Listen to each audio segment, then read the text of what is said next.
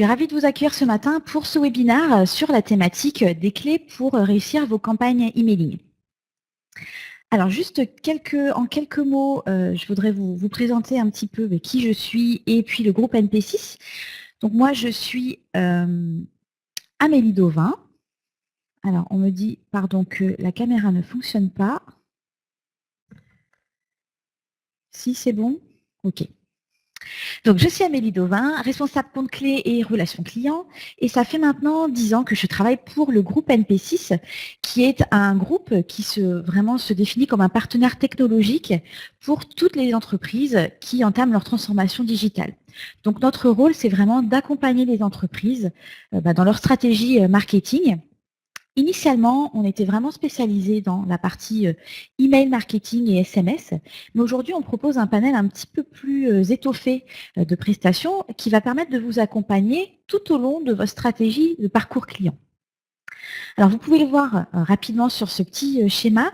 On va pouvoir vraiment vous accompagner dès les flux de données que vous avez à votre disposition, que ce soit des transactions, que ce soit des données de navigation sur votre site internet, que ce soit vos données CRM. On va pouvoir ensuite vous aider à organiser ces données, à les traiter, à les segmenter, pour ensuite les activer. On se rend compte qu'on a aujourd'hui beaucoup d'entreprises qui ont à leur disposition beaucoup de données, mais qui n'en font rien. Donc l'objectif, c'est justement de pouvoir utiliser ces données et de pouvoir ensuite communiquer du mieux possible avec vos clients. Alors que ce soit par l'email, le SMS, mais aussi tout un tas d'autres canaux de communication qui sont disponibles. Donc aujourd'hui, on va vraiment parler email. Je vous ai mis également quelques références clients. Je ne m'attarde pas, c'est juste pour vous montrer qu'on a la chance de travailler avec des clients qui viennent vraiment d'horizons très différents, de tailles différentes, de secteurs différents.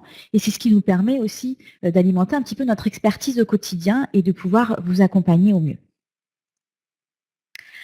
Alors, si on rentre dans le vif du sujet et on va parler donc des clés pour réussir vos campagnes emailing. Alors, pourquoi on a choisi cette thématique? Parce que pendant un moment, on nous disait l'email, est-ce que vraiment c'est pertinent comme moyen de communication? Est-ce que c'est efficace pour communiquer avec ses clients? Et l'année dernière, on a eu la chance de participer à l'étude EMA, Email Marketing Attitude, donc B2C en partenariat avec le SNCD. Je ne sais pas si vous connaissez, je vous invite à aller la consulter. Ça sort tous les ans et c'est un état des lieux vraiment des habitudes d'utilisation de l'email. Ce qui est ressorti, un des points qui nous a semblé intéressant, c'est que 52% des personnes nous ont dit que c'était la publicité email qui les incitait finalement à aller visiter un site internet. Donc c'est quand même pas anodin. Et vous voyez d'ailleurs sur ce graphique que c'est vraiment ce sujet-là qui incite à aller visiter un site web bien plus que tous les autres supports. Au-delà de ça, 87% des individus nous ont dit effectuer des achats suite à la réception d'un email commercial. Donc là, on se rend bien compte que c'est un vrai levier marketing et commercial, et donc que c'est un vrai enjeu de savoir bien faire ces campagnes email. Alors moi, j'ai choisi aujourd'hui d'aborder 3 thématiques qui me semblaient vraiment essentielles pour réussir son emailing. La première, c'est la délivrabilité. La seconde, le contenu. Et la dernière, le design et le responsive design. Donc, c'est notre programme de ces 45 minutes qu'on va passer ensemble ce matin. Alors, on va démarrer avec la délivrabilité. Est-ce que pour vous tous, c'est clair ce qu'est la délivrabilité et comment vous définiriez la délivrabilité? N'hésitez pas à utiliser le chat pour pouvoir réagir si vous le souhaitez. Bon, je vois que je n'ai pas beaucoup de succès avec ma question. Effectivement, Charles a raison, il y a eu un webinaire il n'y a pas longtemps. Ça marche. Alors, on va revenir sur ce qu'est la délivrabilité.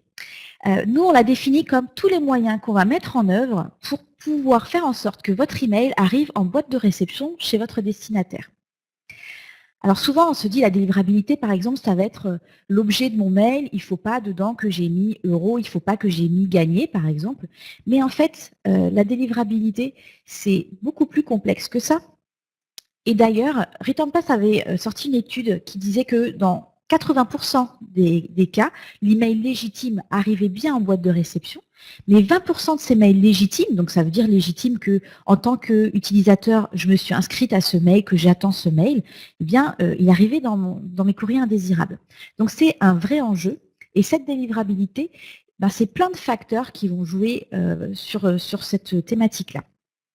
J'ai trouvé un petit exemple de schéma pour illustrer ça, mais en gros, la délivrabilité, ça va jouer sur la qualité de votre base de données. Si vous n'avez pas une base de données de qualité, vous risquez plus d'arriver en courrier indésirable. Ça va être également sur votre contenu, ce sur quoi vous communiquez et est-ce que vous respectez les bonnes pratiques ou pas. Ça va être également votre pression marketing. Quelle volumétrie de mails vous envoyez, à quelle fréquence. Et ça va être également la réactivité de votre base de données. Est-ce que les gens sont contents de recevoir votre email et ils ouvrent et ils cliquent dans votre message, ou au contraire, est-ce qu'ils cliquent sur signaler comme spam? Et là, même chose, ça ne va pas du tout être le même résultat. Et puis, il y a également votre partenaire technologique, la plateforme de routage que vous utilisez. Est-ce qu'elle a les bonnes infrastructures? Est-ce qu'elle a bien paramétré tout ce qu'il faut pour une délivrabilité, on va dire, plus technique, qui soit optimale ou pas? Donc finalement, on se rend compte que la délivrabilité, eh ben, c'est plein d'éléments qui vont venir se cumuler et c'est souvent pas dû à un seul facteur, mais plein de facteurs réunis. Alors, on va justement regarder un petit peu comment ça fonctionne. Je vous ai remis un schéma sur finalement un peu le parcours des mails que vous allez envoyer.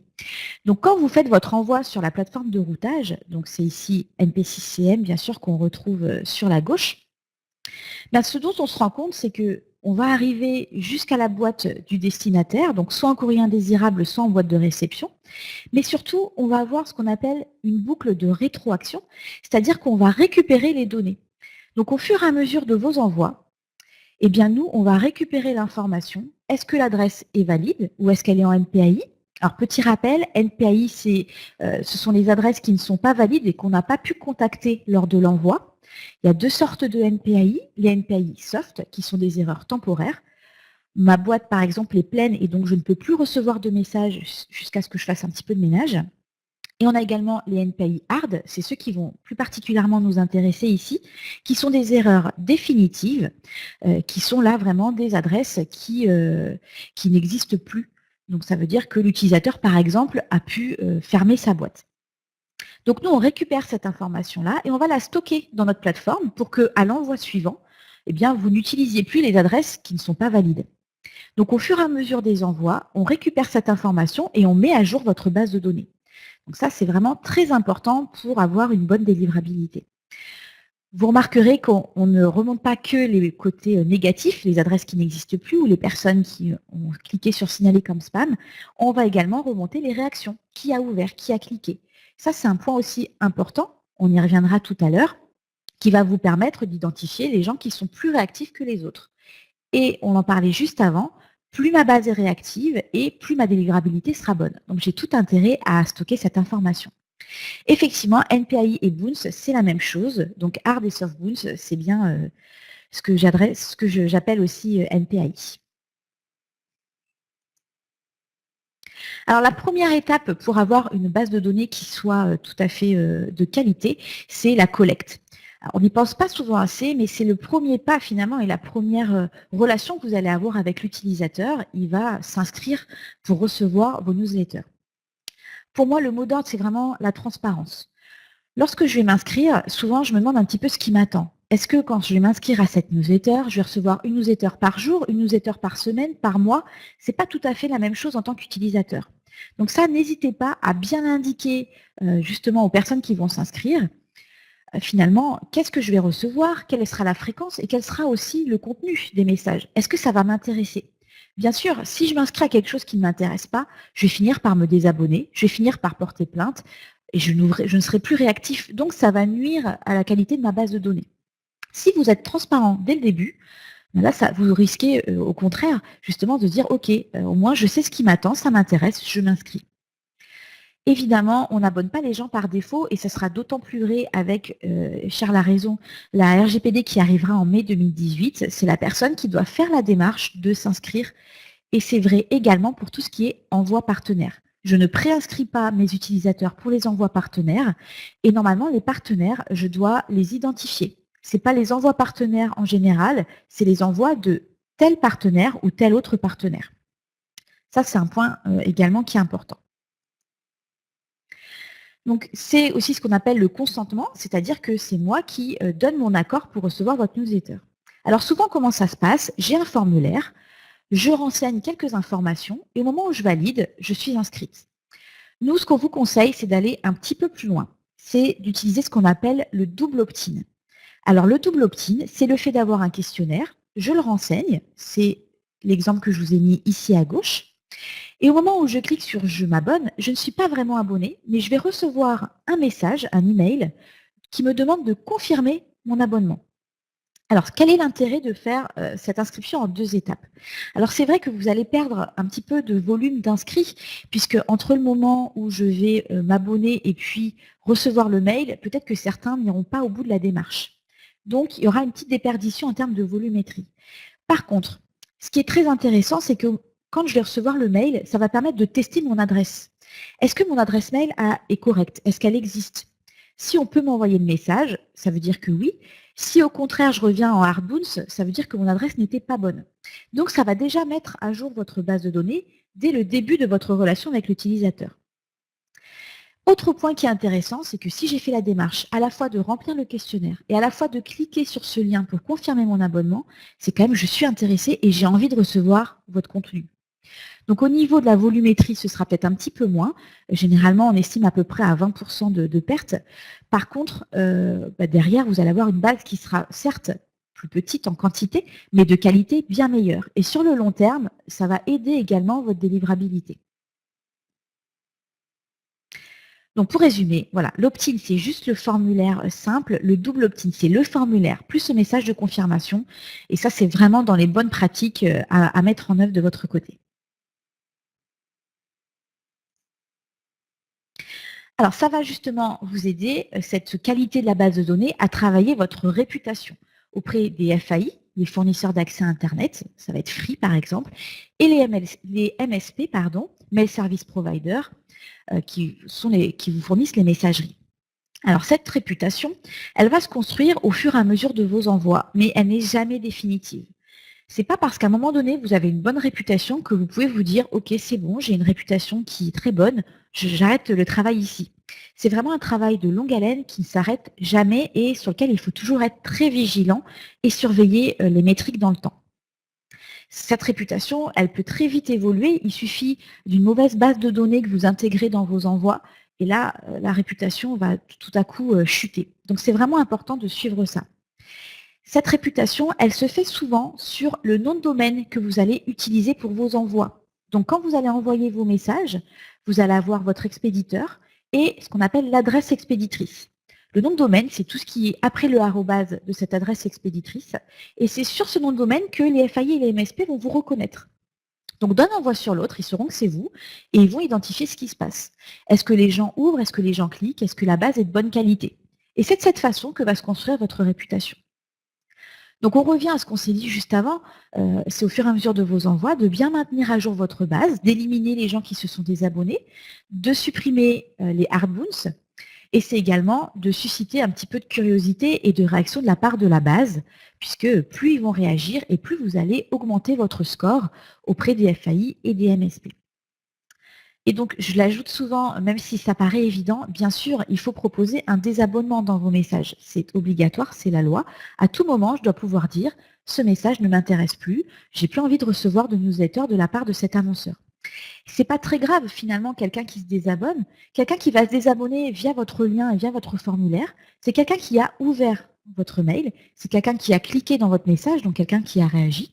Et c'est un désabonnement qu'on va appeler finalement un peu propre. Et c'est beaucoup mieux que quelqu'un qui ne trouvera pas le lien de désabonnement et qui va cliquer sur signaler comme spam.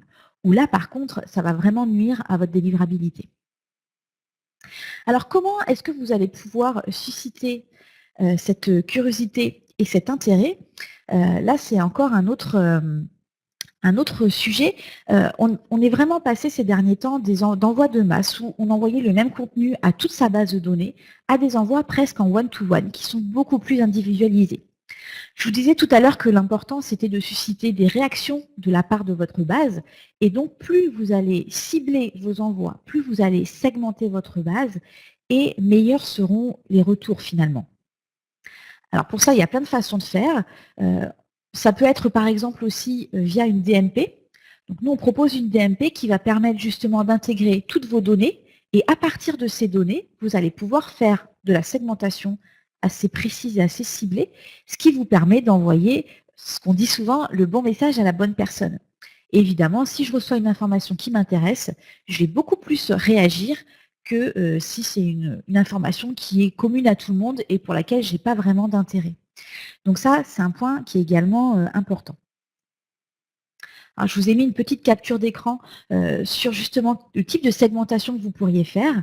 Là, ça va être un exemple. Alors, c'est pour la démo, peut-être que cette recherche ne serait pas forcément très pertinente, mais je peux faire une recherche sur mon scoring. Donc, je vais prendre dans mon scoring PMG toutes les personnes qui sont grands. Dans mon CRM, j'ai mon champ civilité, je ne vais cibler que les hommes qui sont allés acheter un élément dans mon rayon R70 et puis qui sont allés sur mon site internet et qui ont visité telle page. Et donc ces personnes, je me dis, ok, si elles correspondent à ces critères-là, c'est qu'elles seront très intéressées par telle offre, par exemple. Et donc là, quand je leur envoie, normalement, je devrais avoir un taux de retour qui sera vraiment très intéressant puisque ce sera très ciblé. Et là, on rentre dans un cercle vertueux. Plus j'ai de réactions positives et meilleure sera ma délivrabilité. Donc là, je vous ai mis une petite page qui résume un petit peu ce qu'on vient de se dire sur la délivrabilité. Ça vous permettra, je ne reviens pas dessus, mais pour ceux qui souhaitent télécharger le document, du coup, ça vous permettra d'avoir la petite page récap. Alors tout à fait, Data Management Platform, la DMP, c'est bien ça. Alors, au niveau de la délivrabilité, il y a eu un webinaire la semaine dernière sur le sujet par Guillaume Laché, qui est notre responsable délivrabilité. Donc, si vous le souhaitez, vous pouvez toujours accéder au replay pour en savoir un petit peu plus sur le sujet. Alors, la deuxième thématique, on en a parlé rapidement, c'est le contenu. Parce que c'est très bien d'envoyer des mails, mais il faut savoir aussi ce qu'on va indiquer dedans et ce sur quoi on va communiquer. Alors, j'ai indiqué contenu, mais c'est vraiment au sens large. Pour moi, le premier élément de contenu qui est très important, c'est l'entête de l'email. Pourquoi? Parce que c'est le premier élément que vos destinataires vont voir quand ils vont recevoir votre message. Avant même de l'ouvrir, ils vont voir l'entête. L'entête, c'est vraiment ce qui fait qu'on va ouvrir un message. Toujours dans notre étude Email Marketing Attitude de l'année dernière, c'est 82% des individus interrogés qui disent qu'ils ont confiance, qu'ils ouvrent uniquement s'ils ont confiance en la marque qui envoie. Donc l'expéditeur, déjà, il a un rôle très très important. Si je ne reconnais pas l'expéditeur, je ne vais pas ouvrir le message. J'ai trop peur que ce soit du spam ou que ce soit du phishing. Alors l'expéditeur, pour moi, c'est deux éléments. C'est le libellé expéditeur que j'ai encadré avec les petits tirets verts et l'adresse expéditrice que j'ai encadrée avec les tirets bleus. Alors le libellé, c'est le nom de la marque sous sa forme la plus connue qu'on va reconnaître tout de suite et qu'on va identifier. Et l'adresse expéditrice, eh bien, c'est l'adresse qui souvent est juste derrière. Ce qui est important, c'est que les deux soient cohérents. C'est-à-dire que là, c'est Interflora qui m'écrit. Il faut que je retrouve également dans mon nom de domaine Interflora. Sinon, je vais avoir un petit doute. Est-ce que c'est vraiment Interflora qui m'écrit ou pas? Et ensuite, tout ce qui est derrière le arrobase, c'est le fameux nom de domaine dont je vous parlais tout à l'heure et qui va permettre justement de construire votre réputation. Donc ça, c'est important de bien choisir. Et nous, on vous conseille souvent d'ailleurs de prendre un sous-nom de domaine. Donc là, ce n'est pas le cas pour Interflora, ils ont choisi interflora.fr. Mais vous voyez, c'est le cas pour Domino's, vip-dominos.fr. Et pour Voyage SNCF, newsletter.voyagesncf.com. Alors pourquoi un sous-nom de domaine? Ça va vous permettre d'avoir un nom de domaine qui va être utilisé uniquement pour vos envois d'emailing. Et si jamais il y a un souci dessus, ça ne va pas nuire à votre site internet, à votre boîte de messagerie par exemple. Et nous, en tant que plateforme de routage, ça nous permet de pouvoir mettre sur ce nom de domaine tous les paramétrages nécessaires pour une bonne délivrabilité. Donc ça, c'est vraiment l'idéal.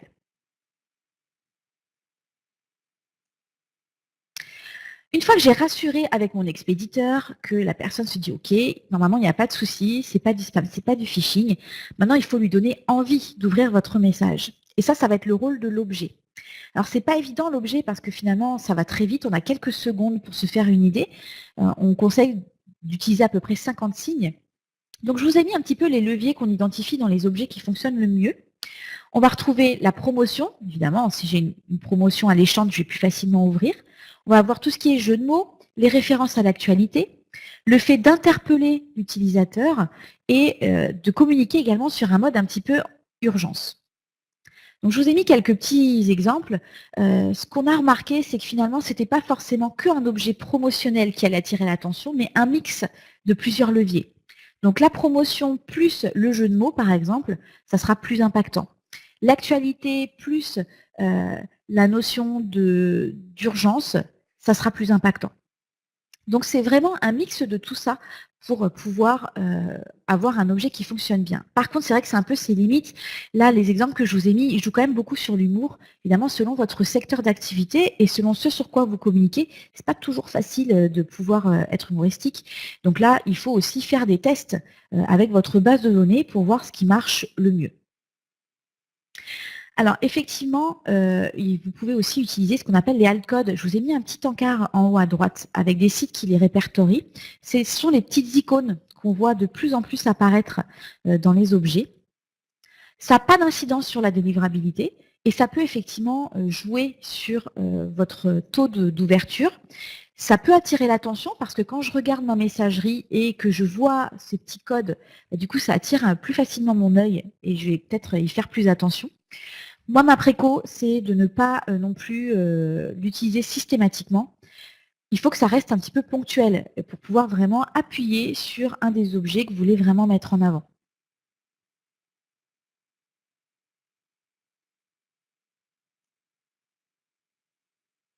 Alors, pour mettre ces altcodes dans l'objet, c'est un petit code, hein, vous les retrouvez sur le site ici, que vous copiez-collez finalement avec votre texte dans l'objet. Il n'y a pas de manipulation particulière à faire sur l'interface.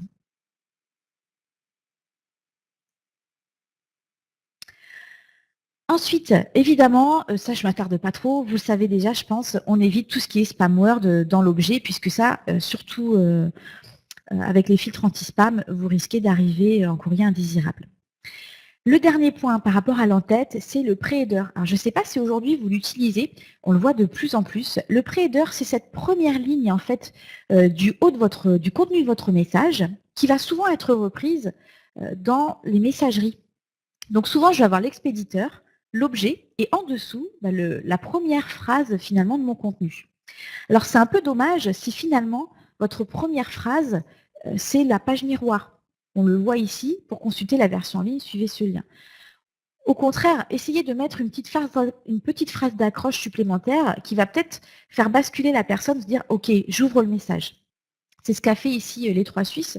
Et du coup, c'est vraiment un argument en plus pour inciter la personne à ouvrir le message. Donc, faut vraiment pas hésiter à utiliser ce pré-header.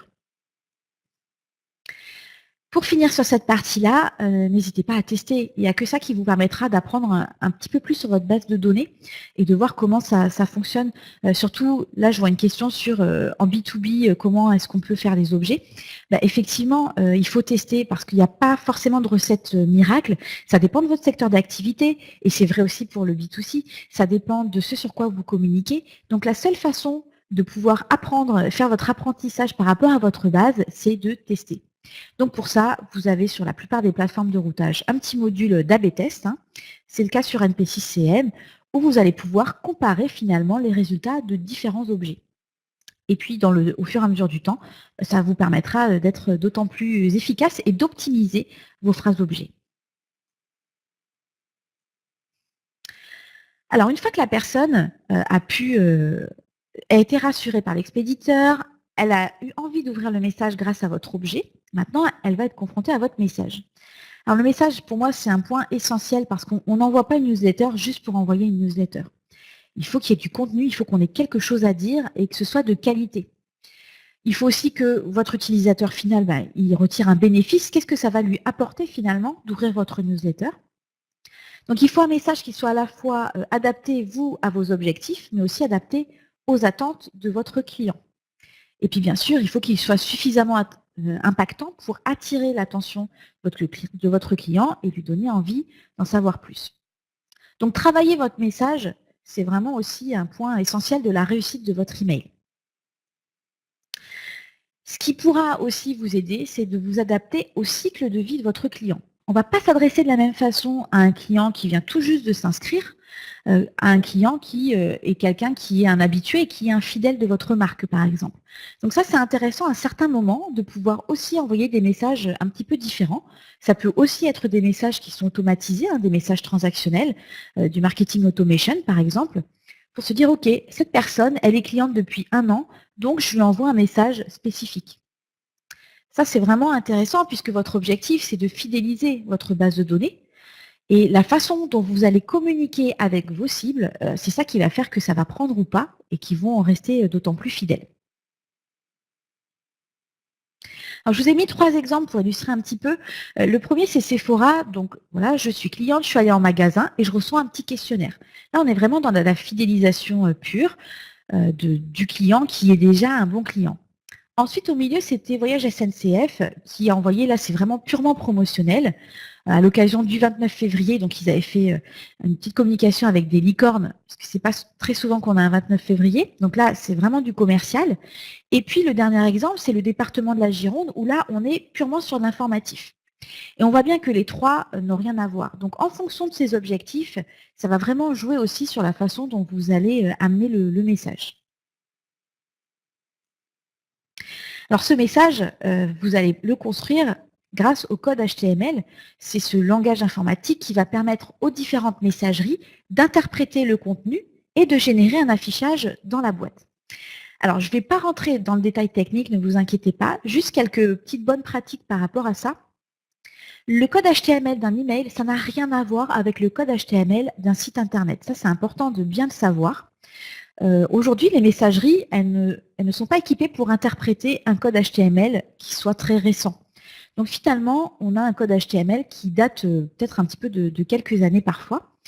Et il faut que ce code il soit simple et le plus propre possible. S'il n'est pas propre, les messageries, elles ne pourront pas compenser finalement les problèmes d'affichage. Alors je vous ai mis l'exemple ici avec parfois on a des petites lignes blanches qui viennent s'insérer dans le contenu. Si vous ouvrez votre code HTML sur un navigateur, le navigateur va compenser votre erreur HTML, alors que souvent la messagerie ne le fera pas. Donc il faut vraiment vérifier la qualité du code HTML. Au niveau de la largeur de l'email, on vous conseille à peu près 600 pixels de large pour que ce soit confortable à lire sur un écran classique. Il faut également utiliser des typos qui soient standards sur le web. Alors, pourquoi est-ce que je ne peux pas prendre la super typo qu'on a commandée dans la charte graphique de la société qui est très spécifique? Tout simplement parce que les personnes qui vont recevoir votre message n'auront pas forcément cette typo sur leur poste. Et dans ce cas, eh bien, ça va automatiquement modifier votre jolie typo de la charte graphique par une typo par défaut. Et souvent, c'est par exemple du Times New Roman. Du coup, entre votre belle typo et le Times New Roman, le rendu ne sera pas du tout le même. Donc moi, je vous conseille vraiment, dès le début, de vous dire, OK, on va prendre du Arial, on va prendre du Verdana. Au moins, vous aurez moins, en tout cas, de mauvaises surprises à l'affichage. Et puis, évidemment, il faut tester le rendu parce qu'on sait aujourd'hui que c'est très difficile d'avoir un rendu homogène sur toutes les messageries. Chaque messagerie peut interpréter un petit peu à sa façon. Donc, c'est important de pouvoir tester sur différents supports pour voir le résultat. Sur beaucoup de plateformes, c'est le cas sur NPCCM, on propose un outil qui vous permet d'avoir des petites captures d'écran des rendus sur les différentes messageries. Alors oui, après, pour avoir vraiment le rendu le plus fidèle possible à ce qu'aura votre utilisateur, Lucie, moi je vous conseille vraiment de vous envoyer un test, au moins quand vous créez vos gabarits, et vous allez être sûr du rendu ou d'utiliser vraiment ces outils qui vous permettent d'avoir le rendu dans la messagerie. Parce que si vous faites une prévisualisation, c'est sur un navigateur spécifique, ce ne sera peut-être pas toujours très fidèle au rendu en messagerie. Et mon dernier conseil, attention à la taille de vos mails. Au niveau de la hauteur, il ne faut pas qu'il y ait trop de contenu. Je vous ai mis ici un exemple. Ça, c'est un vrai mail. J'ai fait des captures d'écran. Vous voyez que j'étais obligée d'en faire 5 pour pouvoir tout vous montrer. Alors, c'est trop long, je pense. Effectivement, peu de personnes ont dû arriver jusqu'à la fin du message. Donc, c'est pas forcément grave si vous n'avez pas beaucoup de contenu à communiquer. Une vraie bonne information, ça peut suffire à susciter l'intérêt. Et là, finalement, c'est peut-être l'inverse qui se produit. Trop d'informations tue l'information.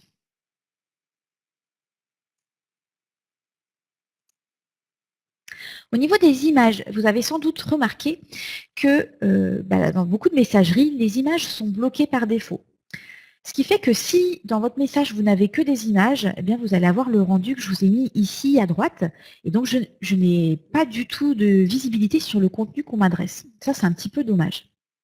Alors, pour éviter ça, déjà, essayez d'avoir et des images, mais aussi du texte dans votre contenu. Ça, c'est important d'avoir au moins un petit équilibre. Ensuite, vous pouvez aussi utiliser ce qu'on appelle les balises alt. Alt pour texte alternatif. C'est le texte qui va s'afficher à la place de l'image quand elle est bloquée. Ce qui est intéressant, c'est que dans certaines messageries, vous pouvez attribuer une taille de police, une couleur de police à ce texte alternatif pour qu'il ressorte davantage.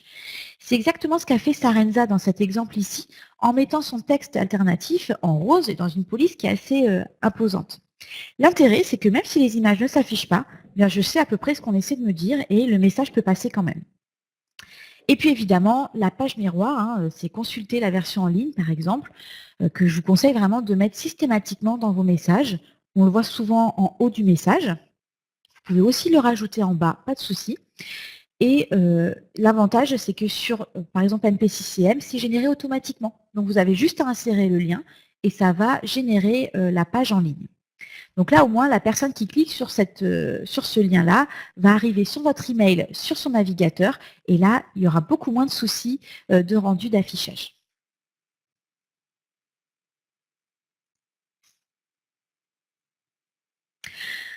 Alors ensuite, j'ai ouvert le message, j'ai vu le message et il m'intéresse. Mais bien sûr, moi, en tant qu'annonceur, ce que je veux, c'est que l'utilisateur, il aille plus loin et qu'il agisse, qu'il clique dans mon message, qu'il clique que ce soit pour acheter, pour me contacter, pour s'inscrire, télécharger un document, peu importe l'action que vous voulez lui faire faire, mais vous voulez que ça aille un petit peu plus loin. Pour ça, on va utiliser les call to action. Ce sont les boutons qui sont présents dans vos mails. Alors, ces boutons, pour qu'ils soient réussis et qu'ils donnent envie de cliquer, vous allez pouvoir jouer sur 3 éléments. Le premier, c'est la position du bouton dans l'email. Le second, son visuel, à quoi il ressemble. Et le dernier, c'est le texte. C'est lui qui va vraiment motiver le clic. Alors évidemment, je ne vous apprends rien, je pense au niveau de la position, plus il est en haut du mail, plus il sera facilement visible. Donc, évitez de le mettre trop bas. Si je dois scroller, dérouler mon mail pour y accéder, je risque de ne pas le voir. Et l'autre astuce, c'est de laisser un petit espace autour, un petit espace vide. C'est très bien fait sur les deux exemples pour vraiment que le bouton respire et du coup, on va le voir aussi beaucoup plus facilement que s'il y a trop de choses qui sont autour et qui l'étouffent un peu. Au niveau du visuel, il faut qu'il ressorte ce bouton. Donc, on va jouer sur la taille de police, sur les contrastes de couleurs, sur des caractères gras. Ça peut aussi être des effets graphiques. Alors, attention à ce que ce ne soit pas un petit peu trop old school. Et on voit aussi de plus en plus de gifs animés. Ça peut être assez intéressant à mettre en place. Attention, par contre, les gifs animés sur certaines messageries vont être bloqués. Donc, du coup, l'animation ne se lancera pas. Donc ça, il faut bien l'avoir en tête. Donc soignez bien la première image de votre GIF. Ceux pour lesquels ça ne se lance pas, ils auront quand même un joli bouton. Et ceux pour lesquels ça se lance, ils verront l'animation entière. Et enfin, le texte du bouton, c'est lui qui va vraiment déclencher le fait que je vais cliquer ou pas. Même si mon bouton est joli, si le texte ne m'incite pas assez à cliquer, peut-être que je vais passer à côté. Donc là, ce qui est important, c'est d'être très clair et précis. Qu'est-ce qui va se passer quand je vais cliquer sur ce bouton? Il faut que je sache à quoi je m'engage finalement. Et si je suis claire et précis, je dois aussi tenir mes promesses. Si je clique sur voir les prochains cours, je dois effectivement voir le planning avec les prochains cours. Je ne dois pas arriver sur la page d'accueil de votre site internet. Ça, c'est vraiment important. Sinon, je vais me dire, ah non, s'il faut que je cherche le planning, finalement, je laisse tomber et j'abandonne. Et puis, pour dynamiser un petit peu ces textes, vous pouvez utiliser des verbes d'action et créer à l'urgence. C'est vrai qu'aujourd'hui, on n'est plus du tout sur cliquez ici, suivez ce lien. On est sur des choses qui sont d'après moi, plus intéressante, je vous ai mis ici un exemple d'allopneu que je trouve assez sympa, c'est acheter, j'en profite, je fonce. Et je trouve que finalement, ça me donne vraiment envie de cliquer. C'est dynamique. Sur l'autre exemple, j'ai pas vraiment de texte d'accroche, du coup, je sais pas très bien déjà où je dois cliquer et qu'est-ce qui va se passer quand je vais cliquer. Du coup, bah, ça va pas vraiment me donner envie et sûrement, je ne vais pas tester, je ne vais pas cliquer sur le lien. Alors, pour dynamiser toujours votre contenu, vous allez également pouvoir le personnaliser et ça tombe bien parce que dans l'email, on peut tout personnaliser finalement. Donc, on peut personnaliser l'objet. Alors, souvent, on va avoir la civilité, le nom, le prénom, mais pas forcément que ces éléments-là. On peut aussi avoir, par exemple, des dates, des lieux. Donc ça, c'est, voilà, plus vous personnalisez, plus je me dis, ah oui, effectivement, ce sont mes informations et c'est vraiment à moi qu'on s'adresse. On peut personnaliser également l'expéditeur. On peut personnaliser le texte dans le contenu de mon message. On peut personnaliser les liens. Donc là, ça me permet, quand je clique, d'arriver sur mon compte, par exemple, et de n'avoir à saisir que mon mot de passe, sans pour autant avoir à me reconnecter entièrement. Donc ça me fait gagner un petit peu de temps. On peut personnaliser également les images. Alors là, on avait l'exemple de Géant Casino, où en fonction de mes habitudes de consommation, je vais avoir des produits qui remontent qui sont différents. Et en fonction de si je possède ou pas la carte de fidélité, je vais également avoir un encart différent. Donc ça, c'est très intéressant puisque vous allez, une fois de plus, cibler vraiment votre contenu. Plus vous ciblez et plus la personne sera réceptive. Et enfin, vous allez pouvoir personnaliser carrément des blocs HTML. Donc là, je vous ai mis un exemple où c'était une newsletter qui était faite au niveau national, avec des informations nationales, mais on avait inséré ici un petit bloc avec des informations locales. Donc l'intérêt, c'est qu'en fonction de ma région, j'avais une information qui était différente. Donc même chose, c'est toujours pour être au plus proche finalement de vos inscrits et de vos utilisateurs et de leur communiquer une information qui va les intéresser au maximum. Alors, la personnalisation, c'est très bien, mais il faut bien la maîtriser. Ça veut dire que vous devez savoir ce que vous avez comme information dans votre base de données et ce que vous allez en faire. J'ai mis quelques exemples un petit peu de ratés. Alors, ça va être le fait d'interpeller la personne par son nom de famille, par exemple. Ça va être le tag de personnalisation qui est mal renseigné, qui du coup n'a pas fonctionné. Et ce qu'on voit souvent, c'est ici, il manque l'information tout simplement. J'ai voulu interpeller la personne par son prénom, et puis pas de chance, dans ma base de données, eh bien, cet individu n'avait pas le prénom renseigné. Donc ça, pour éviter ça, il faut vraiment tester. Et puis, surtout, vous avez souvent dans les plateformes de routage des assistants de personnalisation qui vous permettent d'éviter ça. Vous allez pouvoir dire, si le prénom est renseigné, je l'interpelle par son prénom. Si le prénom n'est pas renseigné, je vais mettre une autre phrase. Et au moins, vous avez un rendu qui est vraiment optimal pour tous vos utilisateurs. Là, c'est vraiment l'idéal. Et j'ai souvent l'habitude de dire que la personnalisation qui réussit, c'est celle qu'on ne voit pas et dont on ne se rend pas compte. Je trouve que c'est le cas sur ces 3 exemples où tout est personnalisé. Et finalement, quand je reçois le message, ça me semble tout à fait normal. Je retrouve mes informations et du coup, ça m'intéresse. Et je ne me dis pas que derrière, effectivement, il y a toute une mécanique qui fait que c'est personnalisé. Alors, on va pouvoir maintenant parler de la dernière rubrique qui va être la partie design et responsive design. J'ai mon message, mais il faut que je le mette en forme, ce message. Et ça, c'est pas toujours facile. La première chose, ça va être déjà de respecter la charte graphique de votre entreprise. Ça, c'est important parce qu'on doit tout de suite vous identifier. Et puis, la deuxième chose, c'est aussi de respecter un petit peu les tendances. Donc, il faut à la fois respecter les tendances, à la fois être un petit peu original. En 2017, je vous ai mis un petit panel de ce qu'on a pu retrouver. On a beaucoup de visuels très imposants, un peu immersifs, avec parfois même de la vidéo, du GIF animé, de l'animation. Des couleurs, des aplats de couleurs avec des couleurs assez acidulées. Et un petit peu aussi ce qui est le côté dessiné, crayonné, avec Innocent et Dropbox par exemple. Et puis ce qu'on retrouve aussi, et ce qui est lié à ce dont je vais vous parler juste après, c'est cette mise en page un peu sous forme de tableau, ce qu'on appelle les grilles. Et ça, c'est lié justement au responsive design. On va voir pourquoi. Alors, pourquoi je vous parle de responsive design et qu'est-ce que le responsive design? Alors, ce dont on s'est rendu compte, et je vous ai remis les chiffres de l'étude Email Marketing Attitude l'année dernière, les gens consultent leur mail un petit peu n'importe quand et n'importe où, 80% dans le lit au coucher, par exemple, pendant les repas, dans les transports, 81% également qui lisent les mails dès qu'ils ont une notification. Donc le téléphone sonne, hop, je regarde mon message. Ça veut dire quoi? Ça veut dire que souvent, maintenant, je prends connaissance de mes mails, je suis en situation de mobilité, je suis sur mon smartphone, je suis sur ma tablette. Ça peut être un peu n'importe quand. Ça, c'est un point important parce que bien sûr, on ne va pas lire de la même façon un message sur son smartphone que sur son écran d'ordinateur. Déjà parce qu'on ne va pas avoir la même concentration, parce que souvent on fait autre chose en même temps, et ensuite parce que l'écran d'un smartphone, c'est beaucoup plus petit qu'un écran d'ordinateur. Donc pour ça, il va falloir adapter son contenu. Et le responsive design, c'est justement le fait d'avoir un seul HTML, mais plusieurs affichages possibles. Alors, on voit très bien sur cet exemple de ProMode ici, ça c'est l'affichage sur l'écran d'ordinateur et ici sur mon smartphone. Vous voyez, ça n'a rien à voir. Et justement, on adapte le contenu en fonction de l'écran. Sans rentrer dans la technique, je vous ai juste mis les grands principes du responsive design. Le premier principe, c'est le fait de faire passer les blocs les uns sous les autres. Donc ici, sur mon ordinateur, ils sont les uns à côté des autres et ici, ils passent les uns sous les autres. Et là, on revient à notre histoire de grille qu'on a vue juste avant.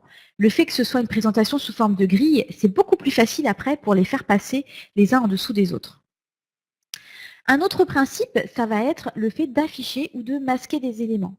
Ici, Wonderbox a décidé sur sa version mobile de supprimer en fait ce menu. Parce qu'effectivement, quand je suis sur le mobile, le menu, c'est pas très facile à cliquer, je le vois moins bien, c'est trop petit. Donc ça, c'est un point aussi intéressant. Je simplifie finalement le contenu pour aller à l'essentiel.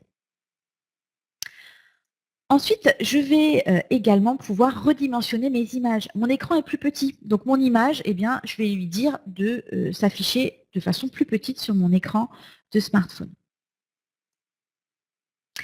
Et enfin, je vais pouvoir remplacer des éléments. Alors, j'aime bien cet exemple de Photobox où sur ordinateur, j'ai ici ce menu. Et quand je passe sur mobile, le menu devient ces trois traits que vous avez ici à droite.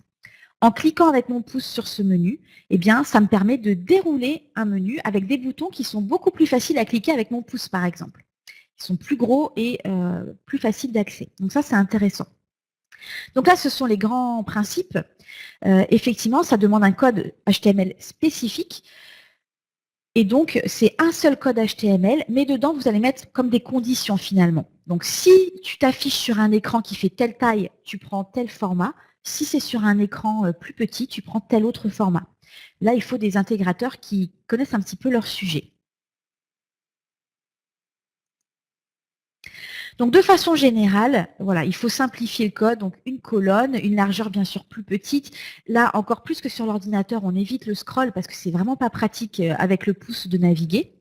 Et comme on est en situation de mobilité, on évite les images qui sont trop lourdes parce que j'ai pas toujours une connexion qui est au top quand je me déplace. Donc, si l'image est trop lourde, elle mettra beaucoup de temps à se charger. Donc, on simplifie vraiment au maximum. Au niveau des liens, même chose, on simplifie parce que là, j'ai pas la souris qui passe au-dessus pour identifier que c'est un lien, donc je dois le reconnaître tout de suite. Il faut que je puisse cliquer avec mon doigt, donc il faut qu'il soit d'une taille quand même raisonnable. Souvent, on conseille 44 par 44 pixels. Et je laisse bien un espace vide autour du bouton pour éviter ce qui peut se passer ici, c'est en cliquant sur un lien, par erreur, je clique sur celui qui est à côté. Et ça, en termes d'expérience utilisateur, c'est quand même pas très pratique. Donc pour résumer, c'est vraiment un contenu adapté à chaque support. Donc un code HTML spécifique qui va prendre en compte les différentes tailles d'écran qui sont possibles.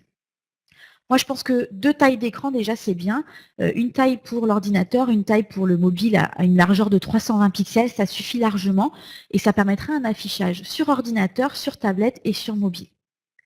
Et donc, je vous ai mis quelques exemples de code, de rendu grâce à ce code responsive design qui me semblait plutôt bien réussi, qui vous permettent peut-être d'avoir quelques idées. Là, sur cet exemple, ce qui est sympathique, c'est qu'on a rajouté ici un petit bloc par rapport aux applications mobiles. Donc, quand je suis sur mon mobile, j'ai l'information des applications mobiles que je n'ai pas quand je suis sur mon ordinateur.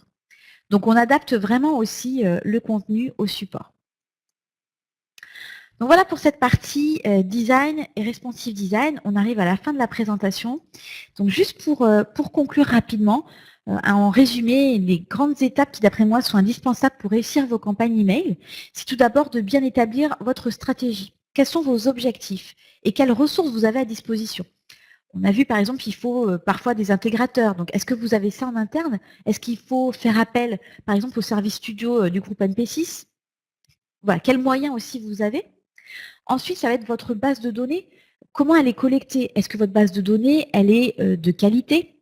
Est-ce que vous allez pouvoir la segmenter? Quelles sont les données que vous avez à votre disposition pour cibler et segmenter au mieux? Ensuite, réfléchissez bien à votre contenu. Qu'est-ce que vous allez dire? Quel va être le message? Quelle va être la valeur ajoutée pour l'utilisateur? Et comment vous allez mettre en forme ce message? Donc, on pense bien à l'objet, au call to action, on pense bien au design et au rendu pour que ce soit agréable et que ça donne envie.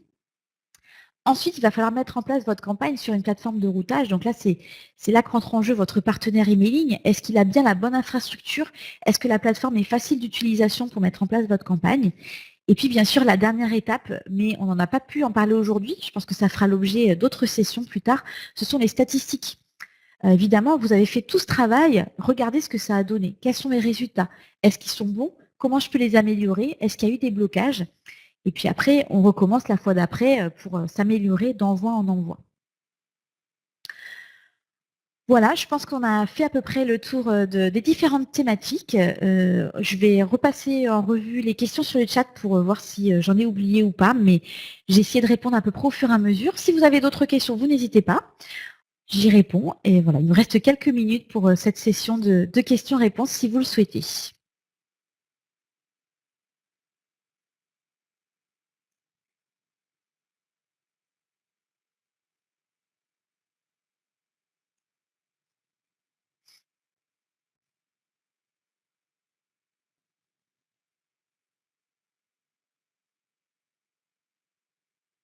Merci beaucoup, Stéphanie et Isabelle.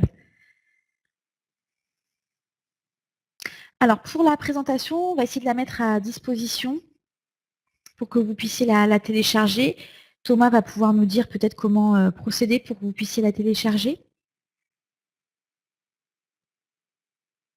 Alors Magali, moi je recommande une plateforme en particulier, c'est NP6CM.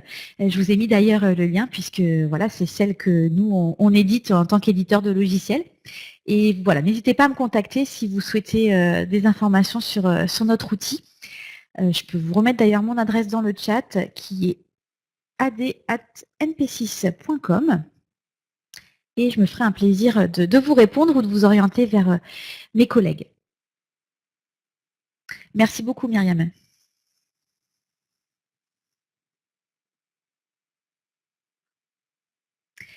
Merci à tous. Bonne journée à ceux qui nous quittent. N'hésitez pas hein, si vous avez d'autres questions.